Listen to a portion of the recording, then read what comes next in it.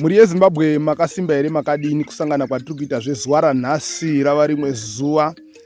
Zita rangu ndinoitwa Elder David Kanjanda, muimbi wedzimbo dzechitendero dzinotapira kupfuura dzine mukurumbira nhaika.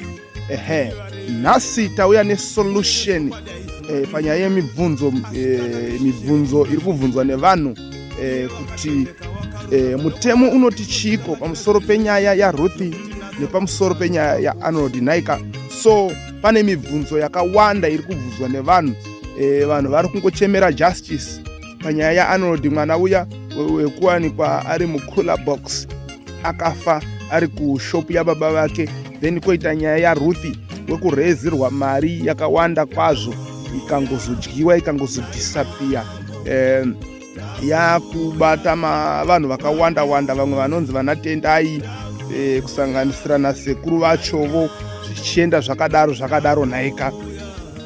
Saka mushure mekunge tanzwa vanhu vakawanda vachicomplaina, vachiita mibvunzo, vachibvunza mutemo unoti chiko panyaya yakadai iyi neArnold, mutemo unoti kudii panyaya. Alright, kove mutemo vari kuti kudii, takabva tati regai tidzoke pano nhai nenyaya iyi tauya nesolution. Right, kana uri kutanga kusvika pano, baya button rakanzi subscribe, wobaya notification bell. Anditika panoitika zvakawanda, panodzidziswa vanhu soko raMwari, kurarama muraramiro unokudzwa chaiwo, muraramiro wekutya Mwari, uye panowanikwa dzimbo dzechitendero dzinoimbwa naElder David Kanjanda.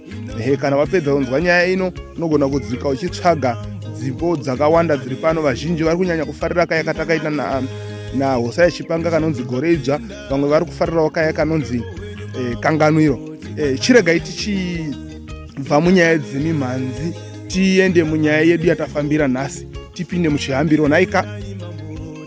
Right, inini nhasi handina zvakawanda zvekutsanangura, nekuti munozviziva kuti Elder vakatanga kutsanangura vanongotanga kuenda side rezvemweya.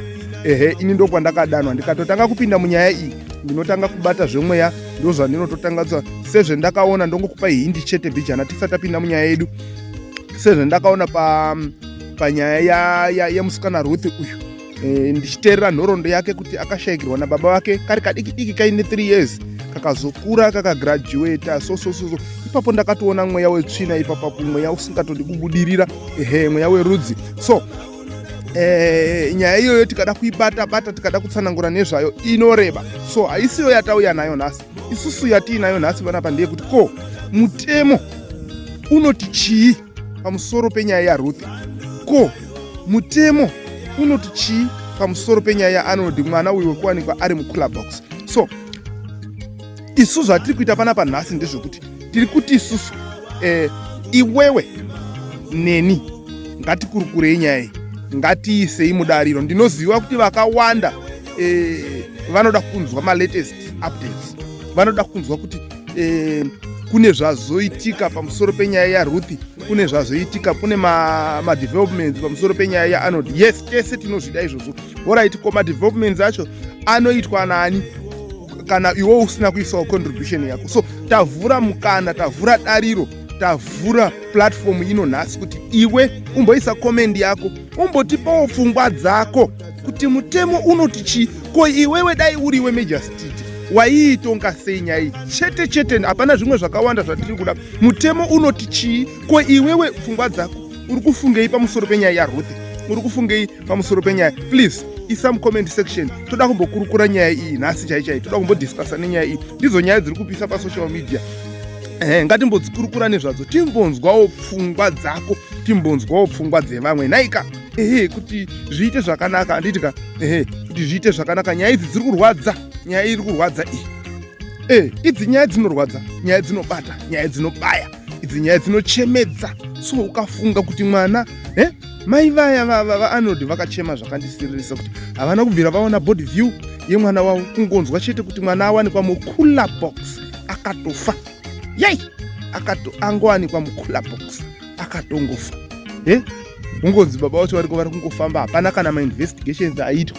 Imagine, but munhu hapasina. Izvo zvitani yaRuth haako. Mari yakadonetwa, mari yakawanda, iri kutosuspectwa kuti mari iyo inogona kunge yakasvika kuma50,000.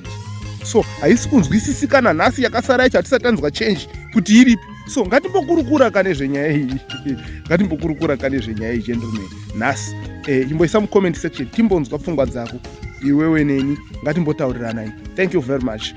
Ndinokutendai nekusubscribe, ndinokutendai nekushare, ndinokutendai nekukomenda nekutitsigira. Tiri kumhanya kupinda mu5000k subscribers manje tinoita donhera imomo. Mwari akukomborerei, Mwari akuitei zvakanaka muzita raJesu Kristu, amen.